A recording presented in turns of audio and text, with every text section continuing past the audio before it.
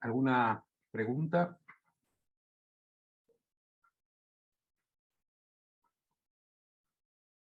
No, profe, yo por lo menos no. Muy bien. ¿Vieron cómo es esto? Es como que hay que llenar, digamos, hay que llenar, no, hay que, a ver, ¿cómo es? Hay que acumular una serie de conceptos, ideas, que en algún punto corren medio como hasta en paralelo, para luego cerrarlo e integrarlo todo en esto de dinámica analítica y la forma práctica y la forma de llevarlo a la práctica, ¿no? Pasar de la teoría a la práctica en este caso no es tan directo. Bueno, entonces, ¿qué tenemos hasta ahora? Los principios variacionales, que son una forma alternativa de encontrar las ecuaciones de movimiento de los sistemas mecánicos. ¿Sí? Es decir, resolver problemas de dinámica. Resulta que vemos que estas nos evitan meternos con el approach de Newton y los equilibrios de las fuerzas y hacer diagramas de cuerpo aislado de cada uno de los elementos que participan en el... Ah, esperen que voy a grabar. Retomo un poquito. Recording in progress. ¿Qué tenemos entonces hasta ahora? Tenemos por un lado principios variacionales que nos permiten encontrar de forma alternativa a las leyes de Newton las ecuaciones de movimiento del problema. Y permiten además abstraernos mucho más de este, porque evitamos tener que, por ejemplo, hacer diagramas de cuerpo rígido de cada uno de las partículas o cuerpos que participan del problema, plantear el equilibrio para cada uno de ellos, y luego ver qué fuerzas, normalmente asociadas a las condiciones de ligadura, se transmiten de un cuerpo a otro, de una partícula a otra, despejarlo, reemplazar una en la otra, ir sacándonos incógnitas de encima, hasta encontrar las leyes de movimiento para las coordenadas que nos interesan. Entonces, lo que hicimos hasta ahora es, lo que hicimos antes de esta pausa, es ver este concepto de grados de libertad, condiciones de ligadura y coordenadas generalizadas para plantear el problema utilizando estrictamente el número de variables que precisamos para resolverlo.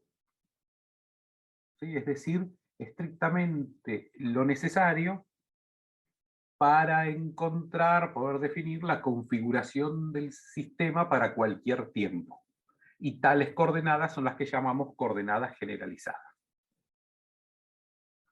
En cuanto a principios variacionales, vimos hasta ahora solo uno, que es el lagrangiano, ¿no? El principio de la mínima acción, que sirve únicamente para problemas conservativos.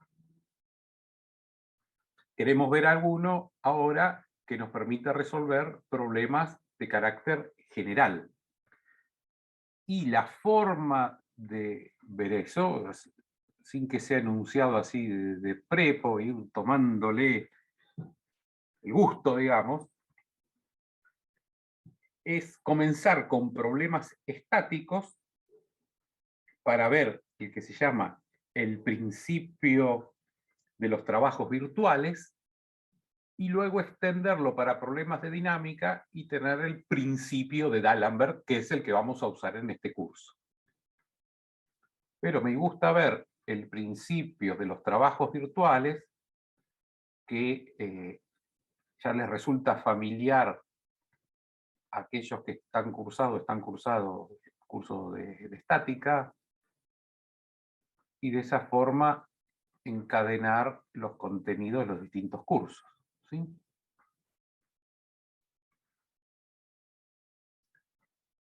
Y vamos a ver cómo podemos llegar del principio de trabajo de las ecuaciones de equilibrio, es decir, Newton, aplicar ideas de cálculo variacional y llegar al principio de los trabajos virtuales, con lo que veríamos la equivalencia entre los dos principios. Entonces, supongamos ahora que tenemos un sistema de partículas que está estático. ¿Sí? Supongamos que era este sistema del estilo de que antes les hacía de las bolitas interconectadas por resortes. O mejor dicho, para no complicarlo y hacerlo todavía más sencillo, no voy a poner resortes, sino que, me cuesta todavía, barras. ¿Sí?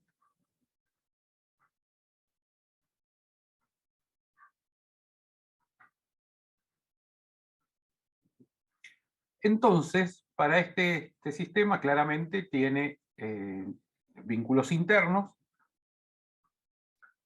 pero yo sé que esto va a estar en la condición de equilibrio cuando todas las partículas, la fuerza neta que actúa sobre cada uno de ellos sea nula. Es decir, que las Fi es la fuerza neta, la fuerza resultante que actúa sobre la partícula iésima. Si está en equilibrio estático, tiene que ser igual a 0.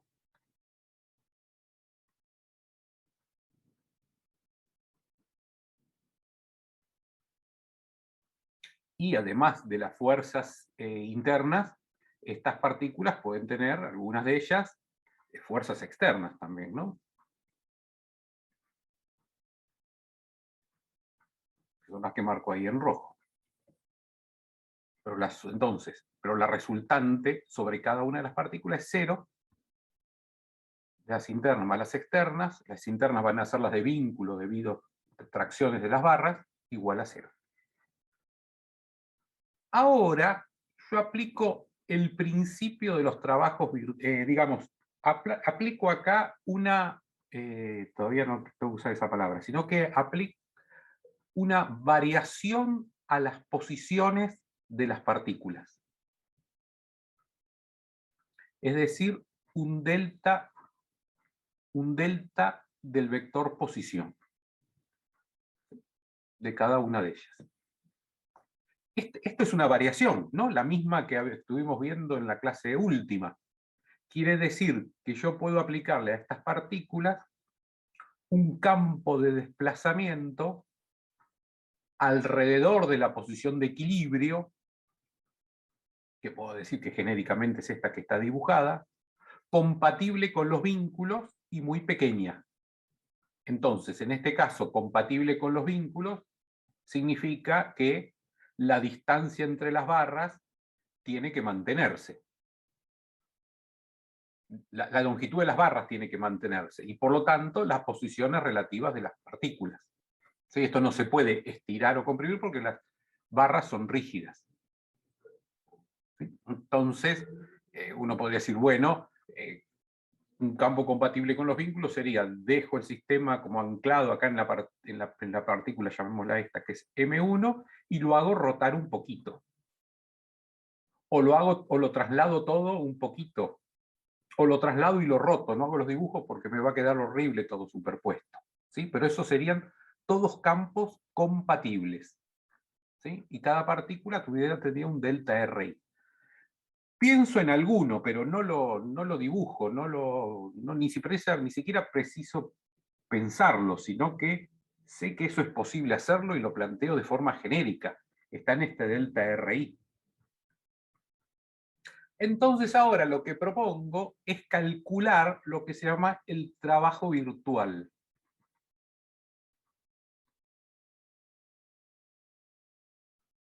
Que es decir, ¿qué trabajo se hace sobre cada partícula? Sobre la partícula iésima. Va a ser el producto de la fuerza que actúa sobre la partícula por ese delta RI, lo que quiera que uno sea. ¿Sí? Pero ¿qué pasa? ¿A cuánto vale este trabajo? Y 0. Porque si yo dije que FI era igual a 0, multiplicarlo acá por lo que quieras, que va a seguir valiendo, el trabajo va a ser nulo, este trabajo virtual.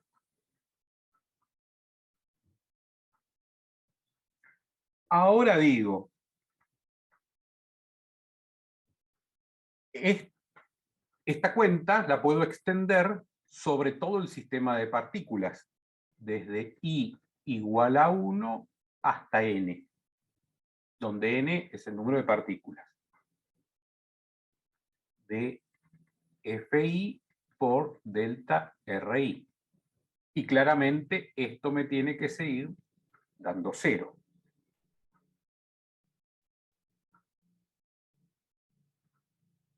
Ahora digo, pero resulta que estas fuerzas que actúan sobre cada una de las partículas, la voy a descomponer en las fuerzas que llamo activas del problema, más las fuerzas de ligadura, que son estas. Es decir, aquellas fuerzas que aparecen debido a las condiciones de ligadura, fuerzas internas. ¿Sí? Las fuerzas que le hacen la partícula iésima, la partícula, si esta es la partícula 2, ¿sí? A través de la barra. ¿Sí? Sería un par, no decía una atracción, que por acción y reacción son iguales y opuestas sobre las distintas partículas, sobre el par de partículas. Entonces estas son las fuerzas activas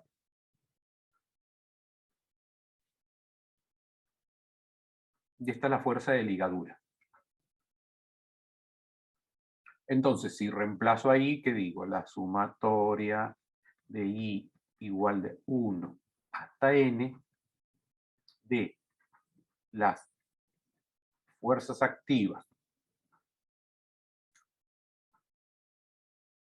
Bueno, no precisaba. Así, porque tengo la sumatoria. Distribuyo ya el delta RI más las Fi minúsculas, la de ligadura, por el delta RI. Esto es igual a 0. Pero ahora continúo y digo, pero fíjate una cosa, las fuerzas de ligadura no producen trabajo. ¿Por qué? Y porque como me dijiste que las barras son inextensibles, ¿sí? Son rígidas, resulta que no se estiran ni se comprimen, y por lo tanto la fuerza de ligadura que se transmite por ella no realiza trabajo. ¿Sí? No cambia la distancia entre las dos partículas. Entonces, estas fuerzas de ligadura no realizan trabajo. Entonces, lo que me queda es que la sumatoria de todas las fuerzas activas del problema por sus desplazamientos virtuales, es decir, el trabajo de las fuerzas activas o la sumatoria del trabajo de las fuerzas activas es nulo. Y este es el principio de los trabajos virtuales para problemas de estática. Entonces, arrancamos de la segunda ley de Newton, que digo, la fuerza sobre cada una de las partículas es 0, porque está en equilibrio. Introduzco el concepto de desplazamiento virtual, que es una variación del problema. Alrededor de la posición de equilibrio, impongo desplazamientos muy chiquitos y compatibles con los vínculos. Es decir, con las condiciones de contorno. Es decir, que si lo asociamos con el video de la primera clase, era aquella condición que le poníamos que en el extremo y valiese los puntos que estaban fijos en el gráfico, ¿no? Cuando yo lo hablaba que era como colgar una soga de 2 clavos, Es el equivalente a decir que la soga esté atada en los dos clavos, el equivalente aquí a decir que la distancia entre las partículas se mantenga, ¿sí? Y viendo que el desplazamiento virtual no resulta en trabajo para las fuerzas de ligadura, para estas fuerzas internas, resulta que puedo decir que, o puedo formular el problema con este, que es el principio de los trabajos virtuales, enunciando que la sumatoria del trabajo de todas las fuerzas activas es igual a 0. Entonces, decir esto es lo mismo que aplicar la segunda ley de Newton. Vamos a verlo con un ejemplo. ¿Qué serían las fuerzas activas? O sea, algún ejemplo de eso. Las fuerzas que estoy aplicando, las que están aquí en rojo, ¿Serían como externas? exacto, en este caso son fuerzas externas. Sí, sí. Lo que pasa es que nos reservamos el caso que haya fuerzas internas para problemas más generales, por eso decimos activas y no solamente externas, ¿sí? Pero ahora lo vamos a ver con un ejemplo. Un doble plano inclinado, ¿sí? Con dos ángulos alfa y beta dados. Y el problema consiste en, tengo acá un cuerpo, dos cuerpos sobre los planos. Qué feo que me sale esto. Bueno. Estos los conecto por una soga inextensible, que bueno, que aquí tiene una polea. Consideramos el problema libre de rozamiento, ¿sí? Y tengo como fuerzas externas los pesos. ¿Sí? Este es de 1 y este, vamos a hacerlas distintas para que contraste. Entonces tengo acá, este sería M1 por G, esto es M2 por G, bueno, claramente esta es la masa 1, esta es la masa 2, y luego tengo como fuerzas de ligadura, fuerzas internas, la tensión en la cuerda. Y este problema lo estamos resolviendo estático, es decir, que quiero encontrar la relación que tiene que haber entre las masas y los ángulos alfa y beta para que esto esté en equilibrio, no se mueve, ¿sí? Problema estático, para poder utilizar principios de los trabajos virtuales, ¿sí? Si yo tuviese que resolver esto con las leyes de Newton, ¿qué tengo que hacer? Un diagrama, no lo voy a hacer, sino solamente para contrastar la complejidad, ¿no? Tengo que tomar la masa 1, poner el peso, poner la fuerza de la normal, que la desconozco, poner acá la tensión de la cuerda, que la desconozco, hacer lo mismo para la masa 2, reemplazar, despejar T de una y reemplazar en la otra, ¿sí? Proyectar en X y en Y, o en la dirección del plano inclinado y la perpendicular, y de ahí despejar la condición. ¿Sí? De la sumatoria de fuerzas en la dirección de T es que va a resultar la condición. Entonces fíjense que tengo que hacer un trabajito laborioso, no es complicado, pero unos cuantos pasos, porque el problema es muy simple. Muy bien, ahora digo, yo lo voy a hacer con principio de los trabajos virtuales. Genial. Entonces, ¿qué hago? Identifico la coordenada generalizada del único grado de libertad que tiene este problema. ¿Sí? Hagamos el razonamiento completo. Bueno, mira, son dos bloques cuadrados. Entonces tengo en total 6 grados de libertad. Pero resulta que, como ambos tienen que deslizar sobre un plano, le queda a cada uno solo 1 grado de libertad, que es moverse la posición a lo largo de ese plano. ¿Sí? Porque no pueden rotar, como vimos el ejemplo antes. Pero resulta que lo que sube, lo que desplaza uno es lo que desplaza el otro, o menos lo que desplaza el otro. ¿Por qué? Porque están unidas por la soga de inextensible, que no me importa cuánto mide. Sé que no cambia la longitud. Fantástico. Entonces, con una sola coordenada me basta para describir este problema. Y elijo, por ejemplo, cuánto se mueve la masa 1 a partir de cierta posición cuando esté en equilibrio. Y esa es mi Q1. ¿Está claro cómo con un solo grado de libertad me basta, verdad?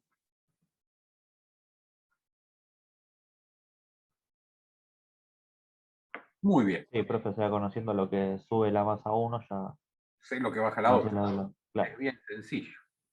¿Y qué sería en este caso un desplazamiento virtual compatible con los vínculos para hacer los trabajos virtuales? Y mover un poquito la masa 1 de la posición de equilibrio. Entonces supongamos que la muevo un poquito para allá, la soga sigue por acá, como es longitud constante, bajo un poquito la masa 2, y esta sería la configuración desplazada, perturbada, variada, ¿no? Y este movimiento que le di aquí sería mi delta Q1, mi variación de Q1. ¿Está bien?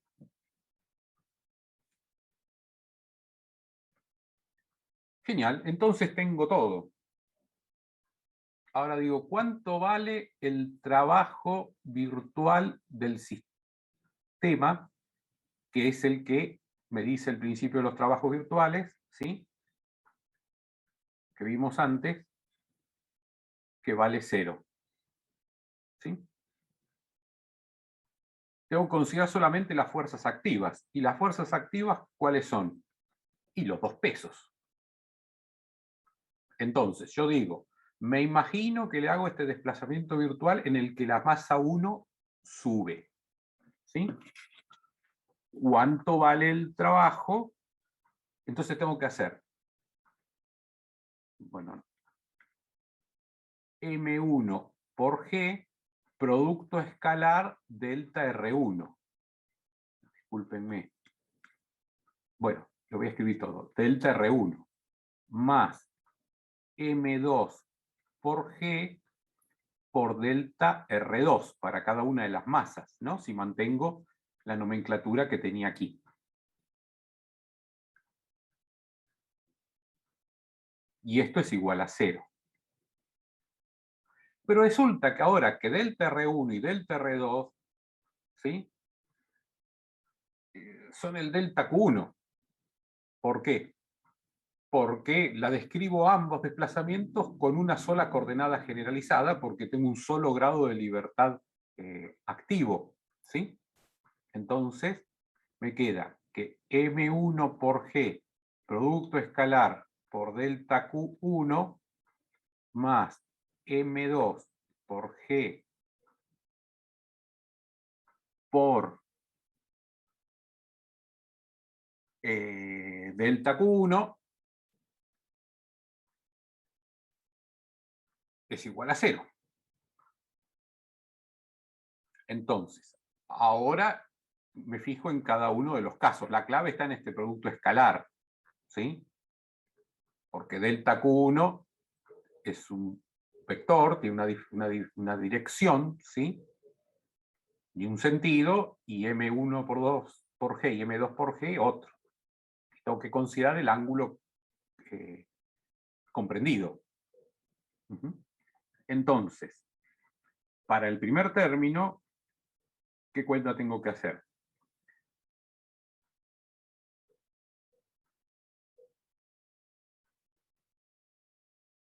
P1, bueno, M1 por G, que fíjense que está en la... Esto, bueno, hago el producto escalar por componentes, ¿sí? Esto está en la dirección J, menos J. ¿Sí? por, y ahora escribo el delta Q1 en componentes, que va a ser el delta Q1 por el coseno de alfa en la dirección Y, más delta Q1 por el seno de alfa en la dirección J. ¿Sí? Delta Q1 está aquí. ¿Sí? Es un vectorcito en esa dirección. Y sigo con el segundo sumando, M2 por G. Bueno, este en realidad es suma, pero como va hacia abajo, digamos, estoy haciéndolo en cartesiana, se acaba un menos, por J también. Y ahora tengo las componentes que van a ser delta Q1 por coseno de beta en la dirección Y, menos delta Q1 por el seno de beta en la dirección J. ¿Sí? Delta Q1, cuando aplica sobre la masa 2, está en esta dirección. ¿Sí? Tiene componente X positiva, pero Y negativa. Y esto es igual a 0. Fíjense que yo de todo esto puedo sacar factor común delta Q1, y lo que me dice es que estoy con el lema fundamental del cálculo de variaciones, el mismo que apareció luego de la integral por partes, etcétera, en la clase pasada, ¿no? Porque yo hago esto, puedo hacer esto, digamos, coseno de alfa y más seno de alfa j menos m2g j. Acá tengo que poner coseno de beta por I menos seno de beta por J. Bueno, todo esto por delta Q1 y todo esto igual a 0. ¿Qué pasa? Si delta Q1 puede tener la magnitud que yo quiera y es pequeño, ¿sí? Pero la magnitud que yo quiera, y todo esto, este producto vale 0, lo que vale 0 es el corchete, ¿sí? Para cualquier valor de Q1. Entonces fíjense que el desplazamiento virtual desaparece y me quedó aquí esta condición de equilibrio que me está relacionando los ángulos con las fuerzas, con las masas. Entonces, si ahora uno trabaja esto, puede despejar que M1 por G por seno de alfa es igual a M2G por el seno de beta, y es la condición para tener el equilibrio.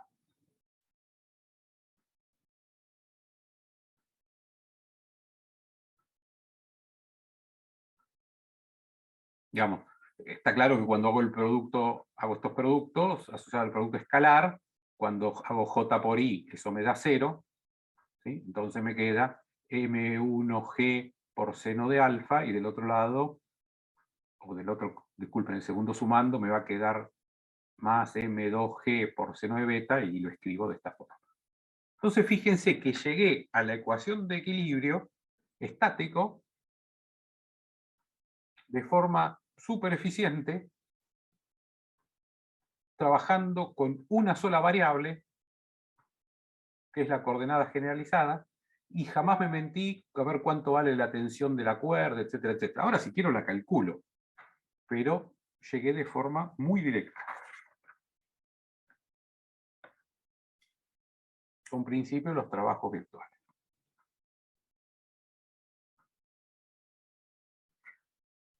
Para Bueno, ahí, sí, pero si sí, conocieras los valores de las masas, sí. con eso cómo calculas alfa y beta? Porque tenés una relación, pero no los valores concretos. No, seguro, pero esta es la relación que tienen que cumplir, ¿sí? El problema es, yo dije, ¿cuál es la condición de equilibrio? Después, para que sea un problema bien definido, yo tendría que decir, bueno, conozco dos masas y un ángulo, ¿cuál tiene que ser el otro? O cuáles pares de un posible par de ángulos alfa y beta que cumplan la condición, ¿sí? Bueno, sí, por ahí eso te sirve para asumir un ángulo cualquiera que vos quieras y ver cuál tiene que ser el otro. Por ahí es más general. Claro, pero digamos, el problema, en principio yo lo formulé como diciendo, ¿cuál es la condición de equilibrio, las relaciones que tienen que cumplir las fuerzas externas con los ángulos para que estén en equilibrio? ¿Sí? O dado alfa y beta, digamos, ¿qué relaciones puede haber en cuál es el cociente M1 M2? ¿Sí? Ah, bien, bien. Para ir completando el panorama, yo digo, mira, este ejemplo, y por eso lo elegí así, resulta ser de un problema conservativo. ¿Por qué? Y porque las únicas fuerzas que realizan trabajo, las únicas fuerzas activas, son los pesos.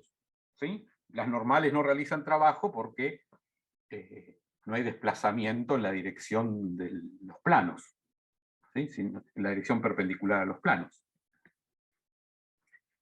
Entonces alguien puede decir, y bueno, ¿y por qué no aprovechamos a ver qué nos sale si agarramos el principio de Hamilton, ¿no? Aquel que me decía que la derivada con respecto al tiempo del L con respecto a Q1 punto menos delta de la de L con respecto a Q1 es igual a 0.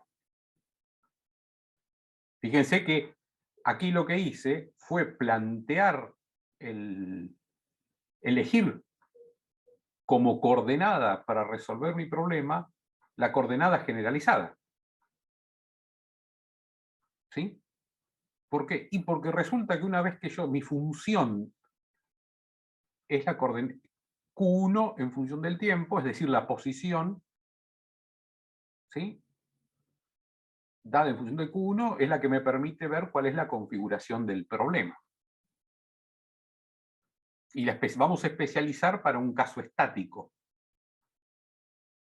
¿Por qué? Y porque resulta que L es energía cinética menos energía potencial.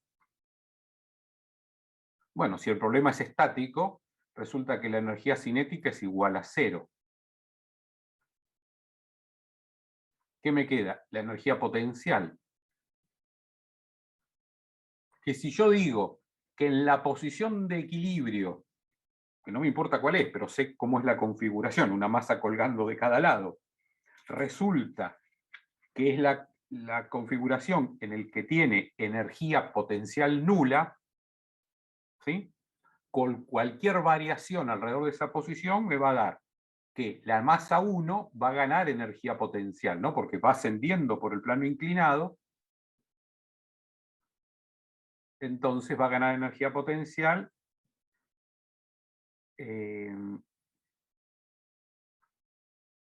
por Q1. Es decir, lo que se mueva a partir de la posición dado por la variable Q1, proyectado con el seno de alfa en la dirección vertical, ¿sí? Es la energía potencial, mg por h, ¿no? Entonces h viene a ser Q1 por el seno de alfa. Mientras que la masa 2 va a perder energía potencial porque baja, desciende sobre el plano. ¿Y a qué va a ser igual? Y a mg, m2g, que es la fuerza, disculpen, la masa por g, me equivoco con el trabajo, m2 por g por el seno de beta por Q1.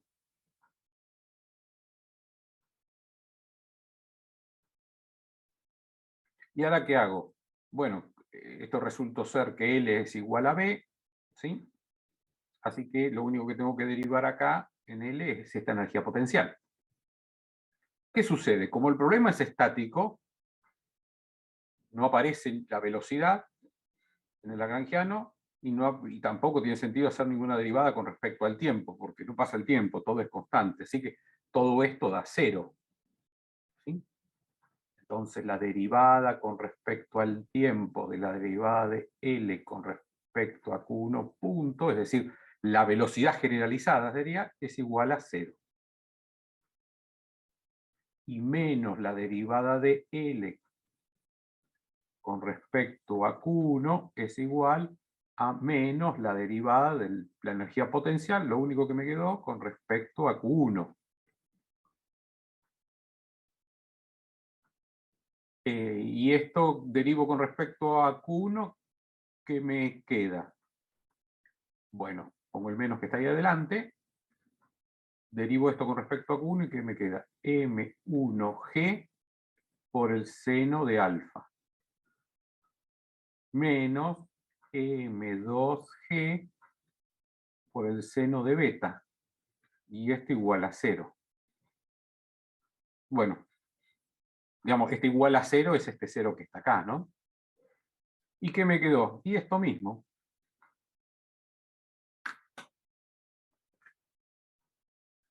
Entonces, ¿qué ocurre? Resulta que aplicando el principio la mínima acción, que es para un problema dinámico, en el que solo hay fuerzas conservativas, si lo especializo para el caso estático, tiene que funcionar. Desaparece la energía cinética y las derivadas asociadas a ella. Entonces, recupero la condición de equilibrio que obtuve aplicando el principio de los trabajos virtuales. Fíjense que lo hice como por definición, ¿no? Porque escribí los delta Q1, ¿sí? Los delta R, luego en función de los delta Q1, llegué a un lema fundamental del cálculo de variaciones en el que veo que no importa qué magnitud le di delta Q1 mientras cumpla con las condiciones de contorno, y obtengo la condición de equilibrio. Ahora agarro este principio, que se llama principio del Hamilton, de la misma acción, con el lagrangiano, la ecuación de Euler-Lagrange, ¡pum!, me da lo mismo. Y si hago el camino largo, vémosle, de aplicar segunda ley de Newton sobre los dos diagramas de las dos masas, diagrama de cuerpo libre, despejo una, voy, vengo, llego a esto mismo.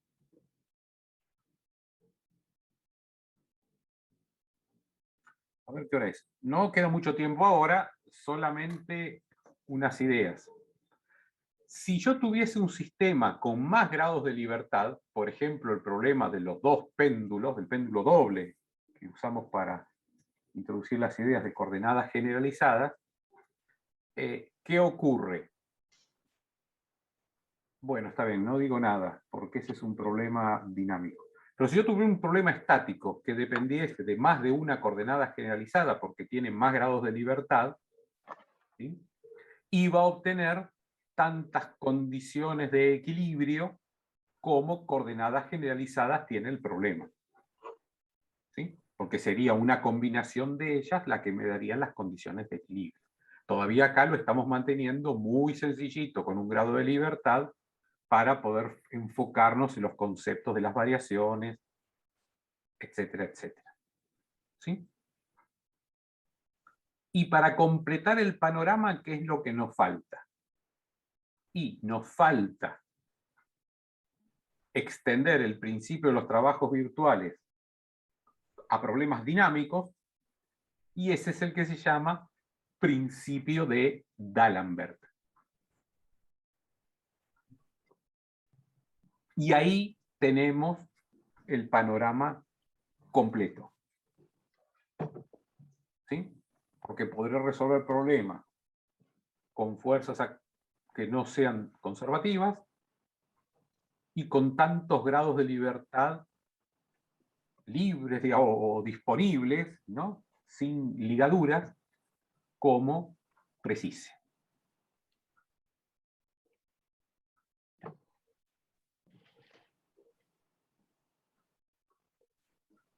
Muy bien. Y justito las 7, hasta acá llegamos. Entonces, nos queda para el jueves introducir el principio de D'Alembert, ¿sí? Deducirlo, y luego resolver así algunos problemas para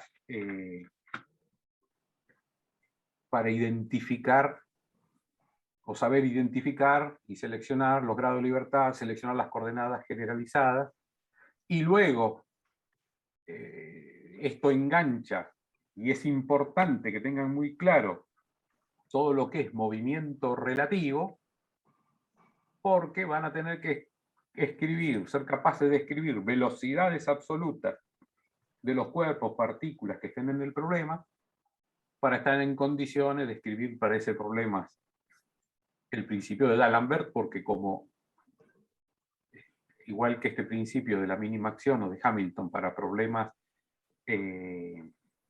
conservativos, el Lagrange involucra a la energía cinética. Y van a tener que utilizar herramientas de movimiento relativo. ¿Por qué? Y porque resulta que la selección de las coordenadas generalizadas involucran algunas que están medidas de un sistema móvil y otras que están medidas de un sistema fijo. ¿Sí? Entonces, le cae a medida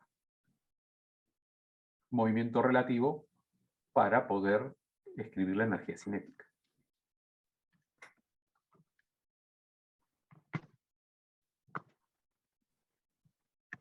Bueno, ¿alguna pregunta, comentario?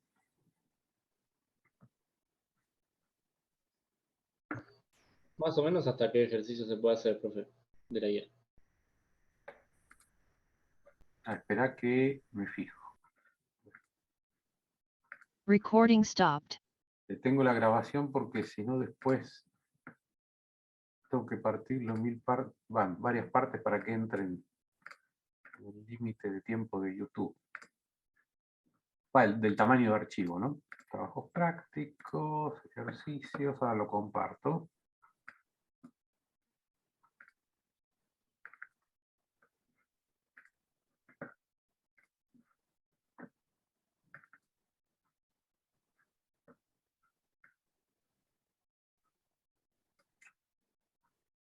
Bueno, el 1 se puede hacer porque dice de un conjunto de coordenadas generalizadas para determinar completamente la configuración de cada uno de los siguientes problemas. ¿Sí? Entonces es identificar las coordenadas generalizadas. Recuerden, un número estricto de coordenadas igual al número de grados de libertad que le quedan disponibles al sistema luego de aplicar, luego de considerar las condiciones de ligadura. Este se puede hacer.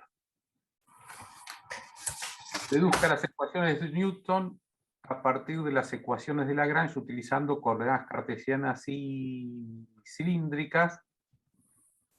Yo esperaría para hacerlo para fuerzas no conservativas. ¿Sí?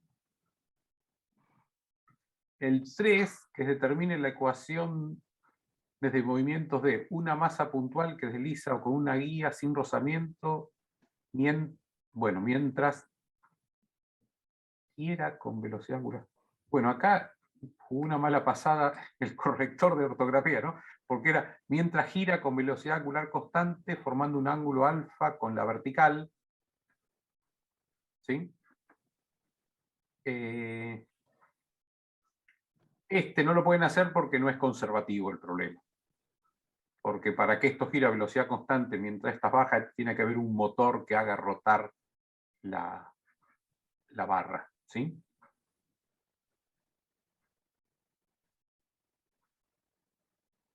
Y este tampoco porque no es conservativo.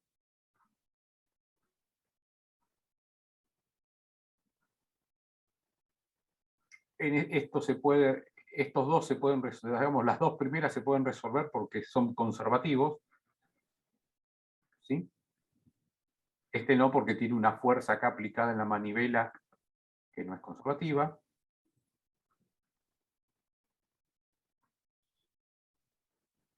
Este que es conservativo se puede hacer, el 6. Este del 7 es no conservativo porque el mono realiza trabajo para escalar, pero este está dado como ejercicio resuelto y discutido y dado en forma muy bien extensa, ¿sí? El 8 se puede hacer porque es conservativo, es una cadena que desliza y cae por efecto de la gravedad.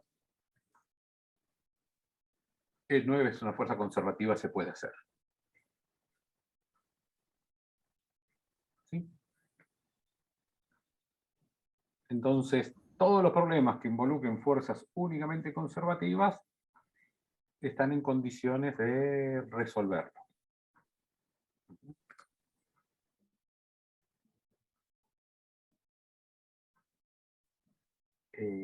Tienen que extender las ideas que les di a sistemas de múltiples grados de libertad.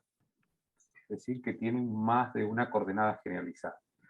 Eso, si quieren, pueden, digamos, pueden esperar también hasta el jueves, que lo vamos a ver más, esa extensión la vamos a ver más formalmente, aunque es bastante intuitiva. ¿Sí? Pero aquellos que tengan un grado de libertad, lo pueden resolver.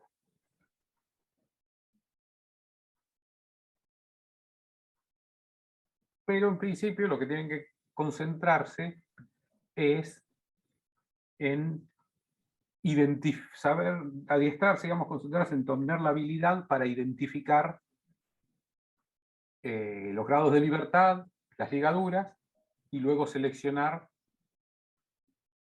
coordenadas generalizadas de forma apropiada. Porque si en toda esta maquinaria uno no, las coordenadas que elige para resolver el problema no resultan ser linealmente independientes, todo se derrumba y pierde significado y da resultados incoherentes. ¿Sí? No da nada.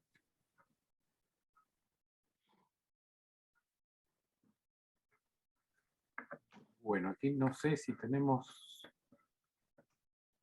conectado a aquella la gente de la práctica. Bueno, sí, lo veo a Nicolás, los dos Nicolás. Buenas. Buenas. Los tres Nicoláses y Aníbal. Hola, ¿qué tal? Así que, bueno, le digo que les había adelantado por WhatsApp cómo íbamos con la teoría. Bueno, di un poco menos lo que tenía planeado, ¿sí? Me estaría faltando dar principio de D'Alembert, así que va a quedar para el jueves. Okay.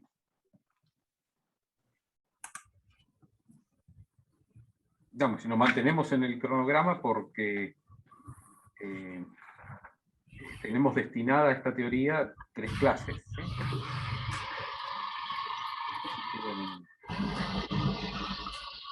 Estamos dentro de lo previsto.